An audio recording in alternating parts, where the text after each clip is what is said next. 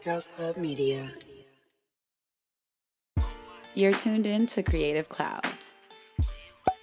Here, we highlight women in the cannabis space and talk about their artistic journeys. On this episode, we have Jujua, a loctician from Michigan. We brought Jujua into the studio today to have a sesh and talk about her road to success, as well as her balance with the plant. Sit back on your cloud, relax, and enjoy.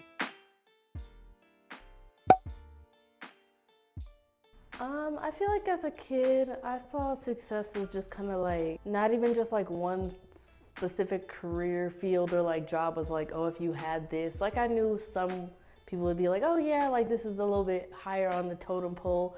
But I was always kind of like, I think if you're just like booming and busy and you're loving your career, to me, that's always been success, no matter what field.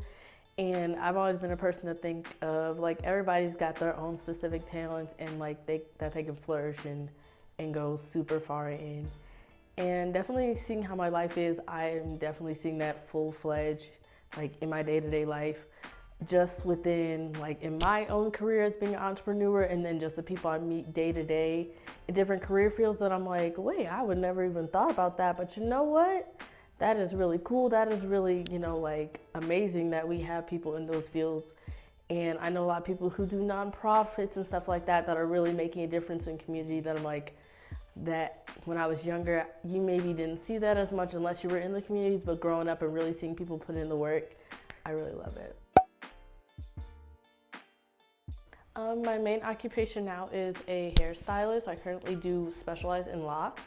But I do have a passion for the arts and fashion, and I have modeled here and there for a few years, so getting into that and kind of combining all my different creativity endeavors. I'm a painter, I love crafting, multimedia, so that's always been a passion of mine, so incorporating that into my entrepreneur, journey and stuff like that.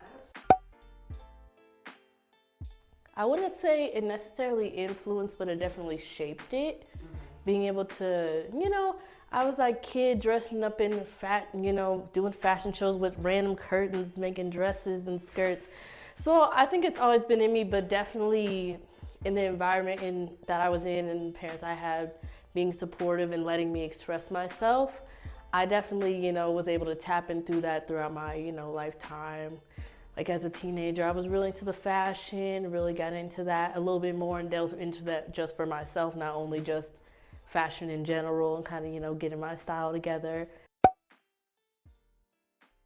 I was a late bloomer. I didn't start till like after high school, but I always knew kind of like early on high school, I was like, yeah, I could see myself smoking. I knew a little bit about it, but I was like, I don't know, we'll wait till, I'm grown, I can make some more choices, And, I tried it with my friend here and there, and the more I tried it on my own, I really did notice how much it, opened up a whole nother level of creativity. Like, I already knew I could, put a little fit together, put a little painting idea together or something, but it really did unlock a whole nother level, and I was like, oh, wait, this can help me get a little deeper, help me learn more about myself. And then it was just a fun thing at the time, I'm like, okay, I'm gonna have a little weekend smoke, get a little silly, maybe color some, I know it really, for me, depends on the type of work I'm doing. Like if I'm trying to get creative, okay, yeah, I'm gonna bust this out, like this is a part of my process, maybe put on the right vibe music, get some color, set the mood. No, if I'm at work, unless I got a long day, I'll usually use that as like a reward. Maybe after the day, calm down, watch my little show, that kind of thing. So I do balance it. I will say I had my fair, part of the journey of overconsumption and realizing your balances. But I quickly learned okay, so if I do smoke a little bit too much at night, just make sure I go to bed by a certain time, or I gotta cut it off at this point. So I did have my ups and downs with that, but I definitely, with the work-life balance, especially being an entrepreneur, I feel like it did help me balance that within myself. Because, I may have gotten the routine of smoking every day just because, and then I may get too sleepy and I'm like, ugh. And I'm like, dang, the creative side of me is like, we could have used that. We could have popped out 3 projects. Mm-hmm. But, I will say being an entrepreneur, I was able to balance functional and the pleasure side of it. I will say I don't even, like I have a tolerance now, but I feel like it's still, I don't even, like I could really smoke a whole blunt in one day, but not even one sitting like throughout the day. So I think just over time learning my little limits and being able to be like, okay, I really say it was a trial and error. Like one day I just may be like, okay, I smoked like half of the joint and I get to doing some and I may take a nap halfway through and I wake up like, okay. Next time, maybe take a couple puffs. Or I just kind of range it depending on the day, like depending on what I'm trying to do afterwards. If I'm like, okay, I just got home, I'm trying to relax, I got my stuff set up in the room. Okay, I'm gonna take my couple little puffs. So I'm a little buzzed, maybe a little bit on the high side, and then we gonna, ride this out for the rest of the night. Or with my edibles, like, okay, I got home a little bit earlier and I wanna do this project, and I wanna get in the zone. Okay, maybe I'll take a gummy. I know it's gonna ride out for the night. I'm not gonna get too high where I'm gonna go to bed too early. It's gonna mess up my sleep, or it just hits, like I just kind of time it right when it comes to like consumption. But there have been some times where I was like, okay, I'm gonna smoke this, and then I maybe got too much into my show, and I went to sleep too early, and then I wake up like, okay, we gonna try this again today. We gonna just maybe eat a little bit first, so I'm not like I balance it depending on the scenario.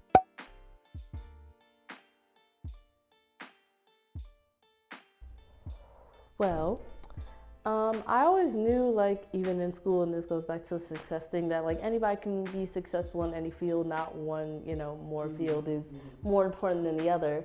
So I knew in high school I didn't want to do the regular 9 to 5. None of those career fields really like interest me. So I was kind of like, I went to cosmetology school in high school, and, went through that. I actually was interested in makeup and hair first. So I kind of like always had an interest in beauty in general. So I went in there knowing a little bit about that, done that on myself, like different nail designs and things. And then I learned the hair side of it, and I realized, wait, there's actually so much more to this, like all the different treatments and, chemical services, all those different things. So learning all of that was so interesting. And then being able to realize like, oh, I can make a career out of this. And this could be, what carries me. I get to do whatever I want through this. I can create my own schedule. The money is up to me. And, then COVID happened. But then I eventually, got my way into the salon, and I actually ended up learning locks because my mother has locks. And she was like, hey, like this could be another, you still try to get in there, you still trying to find your, niche. At the time I was just kind of like, I'm just doing all hair, focused on black hair. But I got in, learned about locks, and I realized I was like, you know what, I like this. I like the pace of this. I love the connection it gave me in learning more about our texture of hair, because they don't really teach all that in school. They teach a little bit of it, so to get the hands-on experience and be like, okay, this is what I wanted to do. I want to be with my people. I want to learn a little bit more, and especially since it is such a traditional style, I'm like, okay, cool. I learned a lot about just people's lives through their hair. And I'd always wanted to, like my whole motto when I started hair of like, I wanted to make people feel good. Like I wanted to be able to help in a way in doing hair and make people feel good about themselves and getting their hairstyle, having that self-care day. I was like, if this could be how I, give that out to the community, and I still get to be creative, I get to pick my schedule and do what I want, I was like, that's for me. Absolutely. Yeah, so, yeah. Yeah, no, that's beautiful. That's beautiful. So, I know you said when you were in high school, you went to cosmetology school. Was it like a trade school? Like, did they have just those options, or you went outside of your regular, high school to go to cosmetology school? My school had what we called a CTE program, which was Career Technical Education. So they had certain programs that some schools in different areas, different districts would have.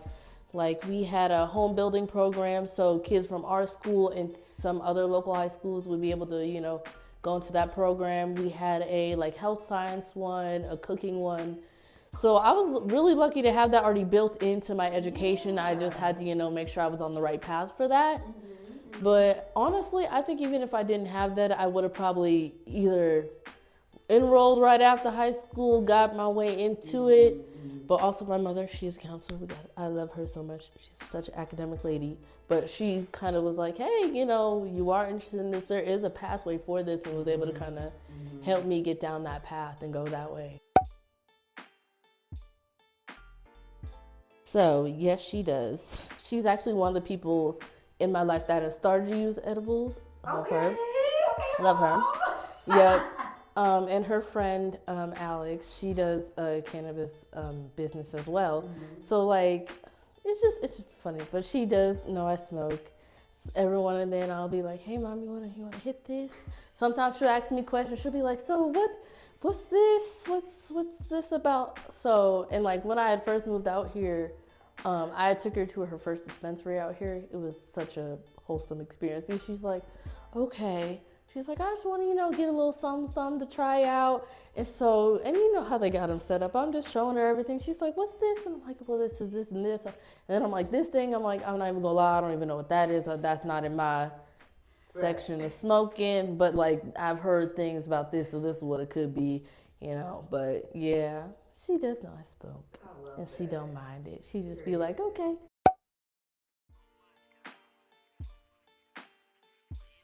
It was definitely a big switch. But I will say I've loved the experience so far, the people I've met, and just like, I did, born and raised in Michigan, so I'd never been outside the state. So I will say for me, it was a big jump. But to me, it was worth it because I got to see, especially not only just being in the Midwest, but now I'm like, okay, I'm on the West Coast. Whole different type of vibe. And not only just weather-wise, which was the main part of why I moved. I was like, I can't do the snow. It's too cold. Like, let me, all the times being like, okay, I hear California's nice. They be wearing shorts half of the time. Like, it'd be cool. I'm like, let me just see what it's like over there. If I want to check out LA, it's not that far. And my mom happened to be out here, and I was like, okay, cool, it's Vegas. Let me check it out. And I will say it's pretty cool out here. I will say one thing I do love about Vegas is that there's always something to do. There's a little bit of something for everybody adult-wise. So it's like you just gotta look for it, but. Definitely, for sure. And definitely was a little bit of a culture shock coming from like Michigan and like how it's a big like sports capital and like just kind of like also the workforce, like we have a lot of factories, car manufacturing there. So just kind of seeing the difference between job markets in a way too was interesting because I'm like, okay, in one area you see a lot of people in one job field and you come out here and you're like, okay, I see a lot of more entrepreneurs or more like trade workers too, where I was like, okay. No, that's deep. I didn't even really think, I was like, damn, no, Michigan definitely does have a bigger sports And like just kind of like a state culture too, where it's kind of just like if you know somebody from Michigan, they all kind of got at least one characteristic where it's like, yeah, okay. You're like, yep, that's definitely very Michigan of you. Like when, if we pull out the little map with the hand and we're like, oh yeah, I'm from here, yet like that thing. So that's kind of funny, that I moved to Vegas and it's kind of like each city does have their own thing, but as a state, it's kind of just like, it's Nevada. Right. like it's Nevada. But then it's like, okay, there's Vegas and then meeting people who, I will say Vegas is so much of a melting pot. So it is cool because you can meet somebody from Louisiana, somebody from Chicago, somebody from Washington, and it's just like, a little bit of everything mixed around here, which is cool. And then also knowing people from Vegas and then them telling me about like their experiences, I'm like, oh, okay, I could definitely see, because they'll be like, oh yeah, people would ask me if, I live in one of the hotels on the strip, like, and I'm like, okay, yeah. I'm like, yeah, because if you think about Vegas, you think about, just the strip. So then it's like, I always say, I'm like, it's very different living here than visiting. Just because it's like, there's the strip and then there's everything outside of that. I think for me, it's always just checking out the vibe. Just like always being able to read a person a little bit. I do always self-promote, like if I'm just out and I'm like, oh, I see somebody with locks, or I'm like, it looks like it's about time for a retwist, I'll be like, hey. Or if I'm in the area, I'm just like, hey, just like, here's a card if you need, right up the street, or I just, give my little pitch. But definitely just kind of reading people a little bit because, people are weird nowadays.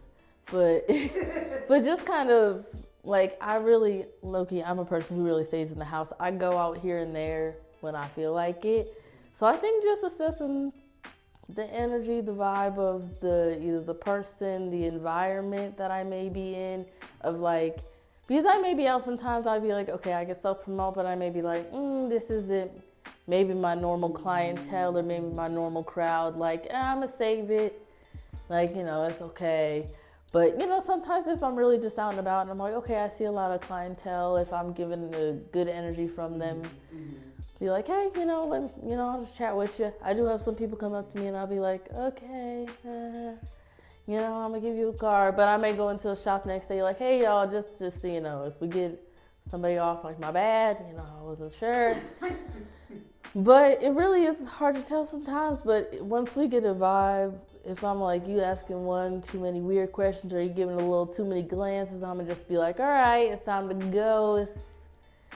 You can see your way out, or if you have any other questions, I can answer. If not, we're good here. Like, you can, yeah.